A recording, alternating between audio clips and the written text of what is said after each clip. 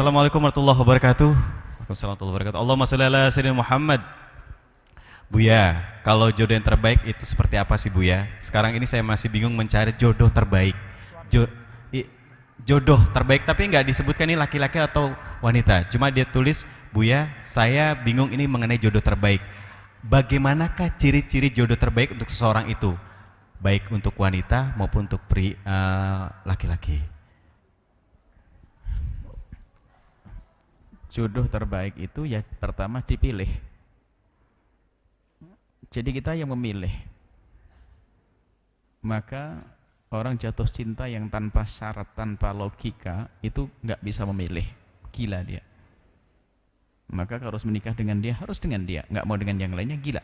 Maka nggak akan menjadi terbaik. Terbaik itu harus memilih.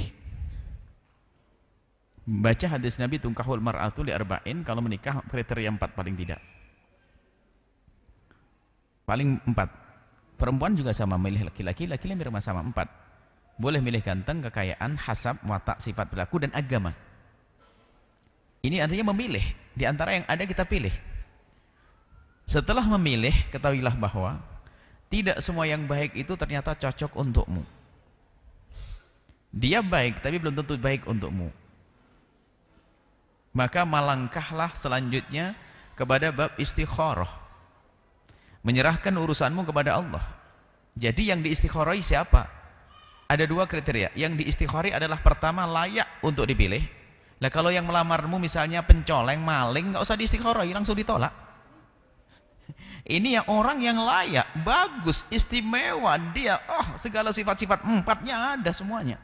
Melamar dirimu, jangan langsung diterima dong. Hawa nafsu. Masuk istikharah.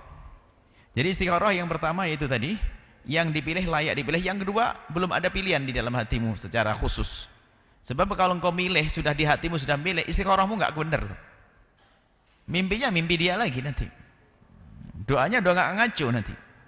Jadi hatimu kau kosongkan, serahkan kepada Allah. Sebab dalam doa istikharah itu kan nyerahkan, ya Allah, kalau ini memang baik untukku, jadikanlah untukku. Jika tidak baik untukku, jauhkanlah dariku. Kan begitu bunyinya. In kana hadzal amru khairan li fi dini wa ma'ashi wa aqibati amri faqdurhu li. Kalau baik mudahkan, kalau enggak baik jauhkan. Kan harus berani ngomong gitu istikharah. Maka itu tanda ketulusan dalam pasrah pada Allah. Tapi kalau orang sudah mulai senang lagi, senang, doanya enggak begitu, istikharahnya enggak benar. Ya Allah, kalau memang dia baik untukku, jadikanlah untukku. Kalau tidak baik untukku, jadikan baik untukku. Nah kan ngatur Allah. Enggak istikharah lagi. Jadi kalau dia baik untukku, jadikanlah, kalau tidak jauhkan dariku ya Allah. Baru setelah itu melangkah, ngelamar, menyampaikan. Kalau ternyata nanti tidak terjadi untuk kita, yaitu yang terbaik untukmu. Kalau ternyata nanti, sholat 2 rakaat ya, sholat 2 rakaat, sholat niat istikharah, Allahu Akbar, baru doa. Kalau tidak bisa doa bahasa Arabnya, ya Allah, kalau memang dia baik untukku, jadikan untukku. Kalau tidak, jauhkan, selesai. Ganti dengan yang terbaik, selesai. Baru esok harinya proses. Jika dalam proses itu dimudahkan, insya Allah itu yang terbaik untukmu.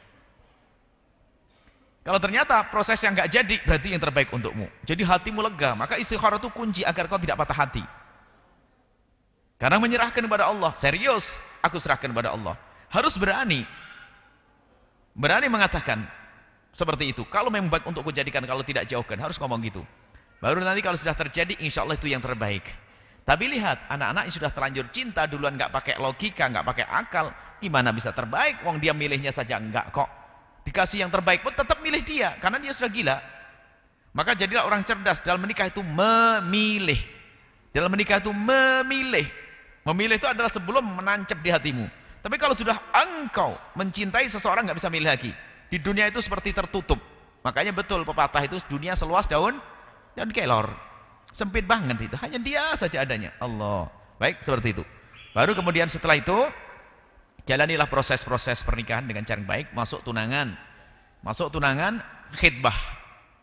Setelah tahu kan ta'aruf, khidbah, tunangan, dan ingat dalam tunangan ini adalah masih haram. Justru setan itu sudah menanti orang di balik tunangan. Pertama, setan tidak berani mengganggu karena ini anak solehah, sering ngaji.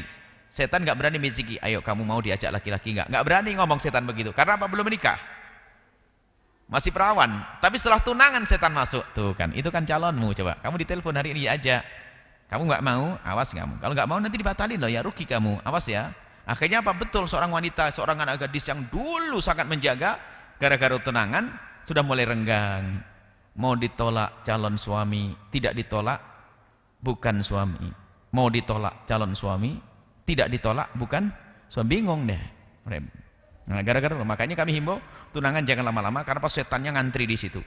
Sehingga mulai dari komunikasi biasa, mulai-mulai, naudzubillah, bisa jadi masuk wilayah zina. Kata setan apa? Ngapain kamu jaga-jaga? Pun nanti juga mau nikah. Innalillah. Jadi jurus tunangan harus waspada, semakin ketat. Baru nanti menikah insya Allah istimewa. Itu pilihan yang sesungguhnya. Wallahu a'lam bishawab.